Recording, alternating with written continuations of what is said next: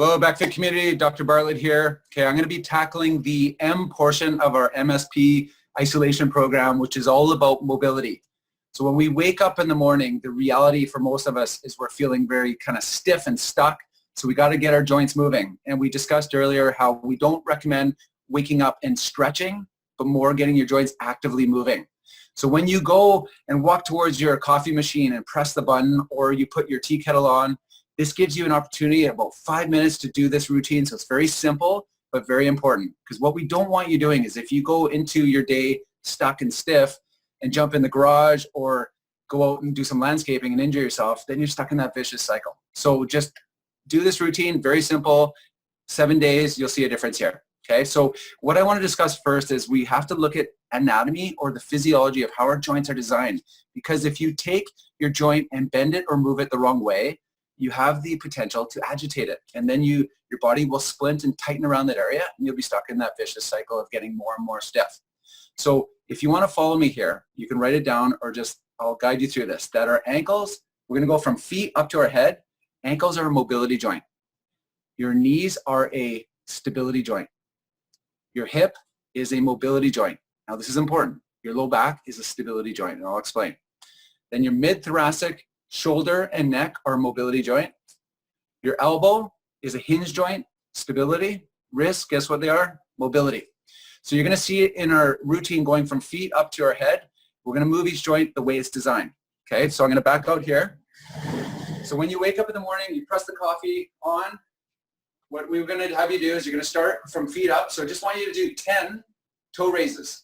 If you don't trust your balance, have a chair beside you to balance. But you're going to go up and just warm up your ankles a little bit. Now, once you're done, we need to mobilize them. So what you're going to do is just do circles, one direction 5 times, and then 5 times the opposite direction.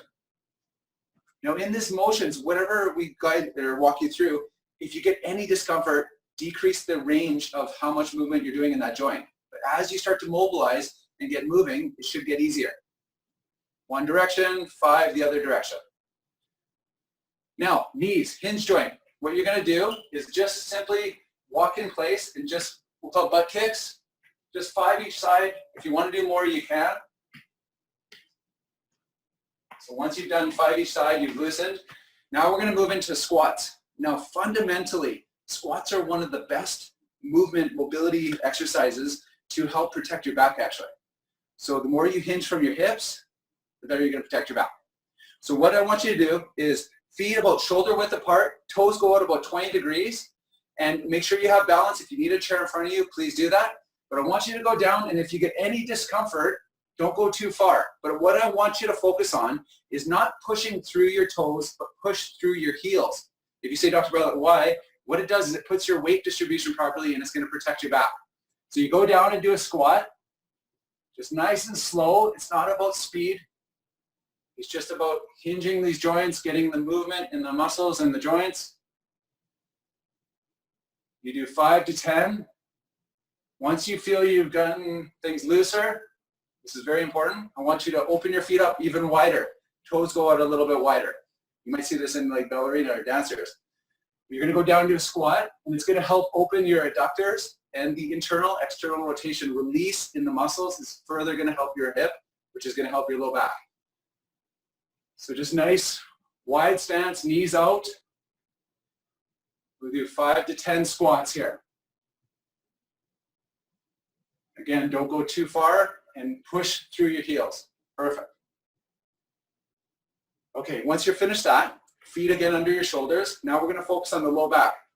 Now, I'm going to come to you and say this, that the low back, there's a lot of confusion on what to do, how to mobilize your back. But if we had a spine, the way the joints are designed is they're not designed to rotate. They're designed to flex and extend.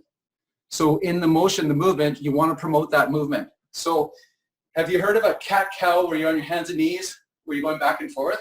We're going to do that in a standing position. So if you imagine I've got a rope kind of going through my belly button and through my back, and I'm pulling the rope this way. What we want to do is back extension, back flexion, back extension, flexion. Don't go into a pinched position. Small motion. If you can go further, perfect. We want no discomfort though. So this helps loosen your low back up. It's a great motion. Once you've done 10, now we're going to move into the thoracic region. Now the joints in the T-spine are not like this, they're actually like this, so they're designed for rotation. So important for tennis players or baseball players or golfers, rotation is key from the thoracic. So I want you to think top down, from here to here. If you actually look at the amount of rotation in your T-spine, there's not a lot. If I go as far as I can go, it's only about 15 to 30 degrees. That's it. So I want you to start just rotating just your upper spine, no rotation in your low back, because if you take that joint in your low back and you compress it, the muscles are going to splint. So just rotation, nice gentle rotation each way. Not a lot. Make sure that, again, your back is not twisting. Once we've done about 10 per side, then we're going to enhance it a little bit. So what you're going to see now is we're going to add more rotation. But to get past 30 degrees, it has to come from your hip joint. So watch my knee. I'm going to rotate. And see, I'm basically pivoting on my toes. Rotate. Rotate. So I'm going about 30 degrees, can't go any further. Now it's my hip joint rotating. So we're getting some hip rotation and some mid-thoracic rotation. This one feels great. Okay, once we've done that now, we're going to move into the shoulders. This is a shout out to Dr. Yim. She taught us this from her FRC program, but to get the shoulders moving, if you can see my thumb is pointed up. As soon as I get out of shoulder height, we're going to switch out and come around, but watch, I'm not moving my back. I just want to do a circle. So if your circle is very small, that's okay. But just start with circle, come down, thumb up, turn, rotate. We're going to do 5 aside. Turn. Nice and slow. You don't want to get any impingement there. Other side.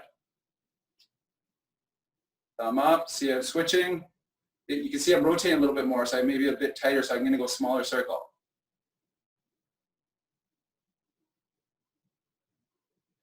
Okay, now the next shoulder movement is, because it's a ball and socket, have your 2 hands up, 1 palm up, 1 palm down. Now I'm going to look at the palm up. We call this the Egyptian.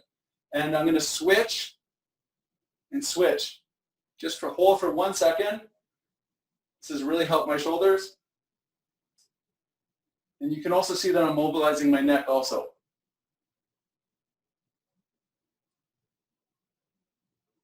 Okay. Once you've done that, if you still have shoulder issues, you can actually do internal external rotation is a great one too. You can see from the side, 5 to 10 of those will help your shoulders. Now neck. If you have neck pain or discomfort, just smaller motion better. If you can drop your chin and just roll like a circle, it's a safe way to move your neck. Just getting mobility, getting the muscles loosened, and your suboccipitals relax. Once you've done that, then we go left and right 5 times each. It's not about, again, how far you can go, just that we can move within a natural range of motion here. But each day, you'll start to notice that your range of motion will open up. And now we're going to do extension. Look up, look down.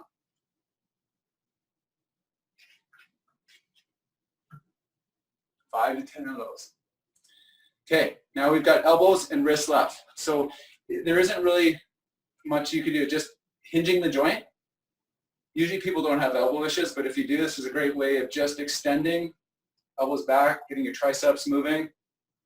Once you've done 10 of those, wrists, just like the ankles, one direction, the other direction. So that is a foot to head mobility motion. It only takes a few minutes. We just recommend you do this every day, and you'll see each day it gets easier.